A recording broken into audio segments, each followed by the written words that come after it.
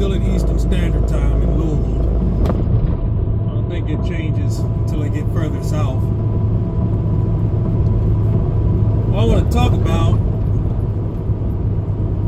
this Monday morning is the strike. Everybody knows about it. Everybody who knows anything knows about it. Most people at home didn't, for whatever reason. People who weren't in the transportation industry, regular people, neighbors, people at the store, they seem to be oblivious. They don't have a clue. We all know what this means. I just raised my prices for the brokers. I'm not going lower during this little situation. They're about to raise prices on everybody for everything. So what does it look like me going out here lowering my rate when everybody else is going to charge more?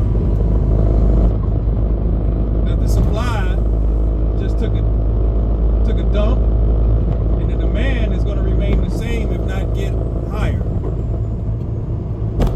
So I'm raising my prices. Another reason I'm raising my prices is with this strike. You may have not thought about it. I always think about it. I like to think of things in a strategic sense. And what my strategic mind tells me is, what if I'm not in the transportation industry? I've got demands. There's no supply. Where's the supply? That's the first question. The next logical conclusion is, well, it's on the trucks. And that's what they're going to say on the news. The trucks. It's all about the trucks. The ports, the trucks that haul from the ports. Which is going to put a big target on every truck driver out here with a load. Now my strategic street mind says, oh, if what I need is on the truck, but I can't afford to pay for it, or it's not coming to a store near me, well shit, let me just go and find a couple trucks, me and a couple of my guys, and we're gonna make it do what it do. That's what I mean by they put a target on our back. You're probably not thinking that far ahead, but desperation is a serious motivator for some people to do things they wouldn't ordinarily do. And then here you are, all by your lonesome, taking cheap freight because you don't have an economic mind to know that this is the exact time you raise prices when they raise prices, and that there's a target on your back. You're out here riding around, not looking around, not alert, and there's a truck, 2 trucks, a couple cars. People have been following you. People have been looking at you through the parking lot as you kiki and ka about sports. And the next thing you know, well, you know how it can turn out for you. It can go real bad. And your truck and your load all can be taken.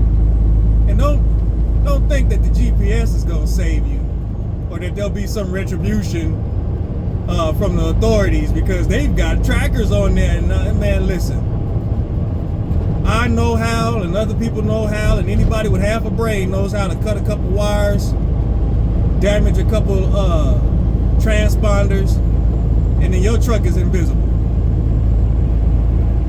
Truck and trailer, gone. Or a truck can be unloaded so fast that by the time they actually get to it, it doesn't matter anyway.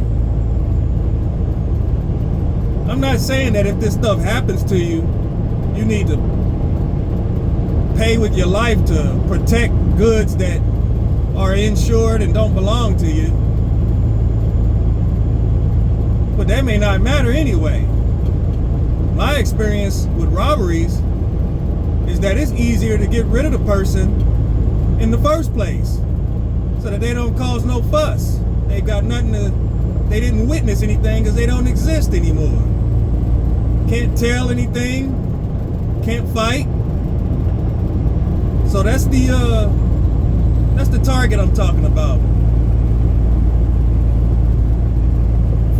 However long this strike is supposed to go on, if you're out here moving freight, I would highly suggest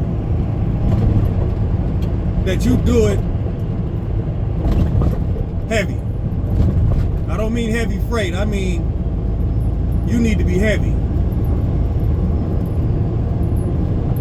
You need to be ready. And you need to stop looking stupid, talking loud on your blue parrot in the truck stop, all about where you're going, what you're doing, being oblivious to your surroundings. You really need to be on your P's and Q's. Because if it gets like they say that it's going to get, and I know the media likes to scare people and all of that, but I've been thinking about this even before word of the strike. Because they used to do it in the 70s. I've had uncles that used to, hell, we've all seen the old Italian movies where they take the trucks, leave the driver, because it's a movie, you know, the driver is always left okay. Reality, man, you'll never hear from the driver again or find that load. So, all I'm saying is watch your back. You're by yourself.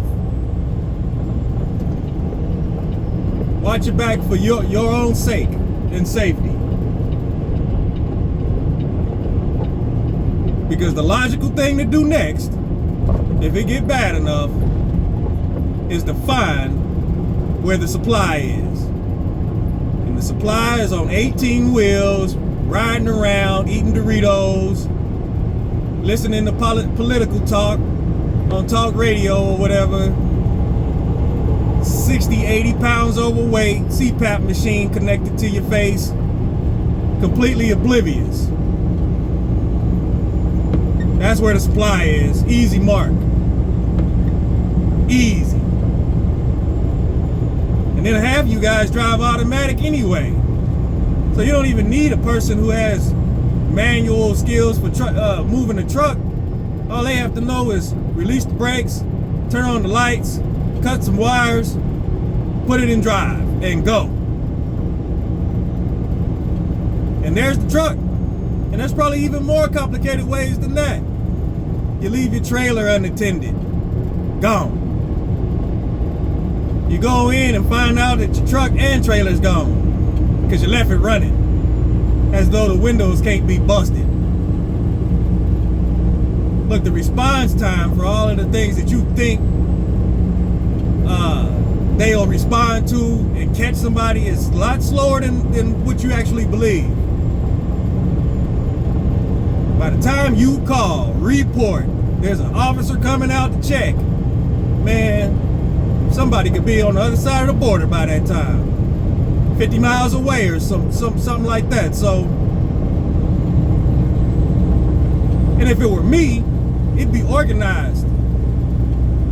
We'd leave your tractor somewhere, anywhere. The trailer's gone. We had another one another tractor to just hook up to your little trailer, pull your trailer, leave your tractor.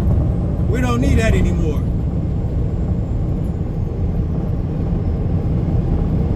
Hell, like what do they say on the news in Memphis? They're jumping out in traffic, going in the back of your trailer. Yeah, that's the light work. That's the soft shit. When it gets a little more aggressive, they hit you over your head. When it gets real aggressive, maybe they blow out your tires, cut you off, find you in the truck stop, frolicking around, bullshitting. maybe I'm tripping. Maybe nobody out there would even think to do anything like that. Hijack a truck? No way. Yeah, okay. You should already be in a combat footing already. You should already be in attack mode. You know what I'm saying? You should already be ready to go. Just based on how everything else in life is turning out. But maybe you think there's hope.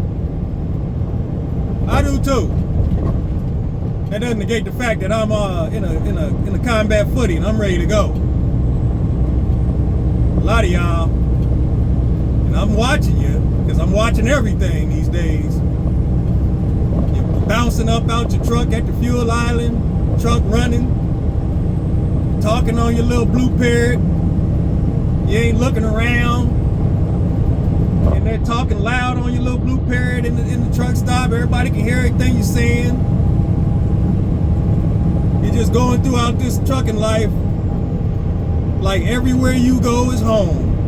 And you know 50, 60 people in every place you stop that love you and will protect you. The reality is, you are completely alone. You are a one-man supply hauler. You're a lick, a mark, gravy.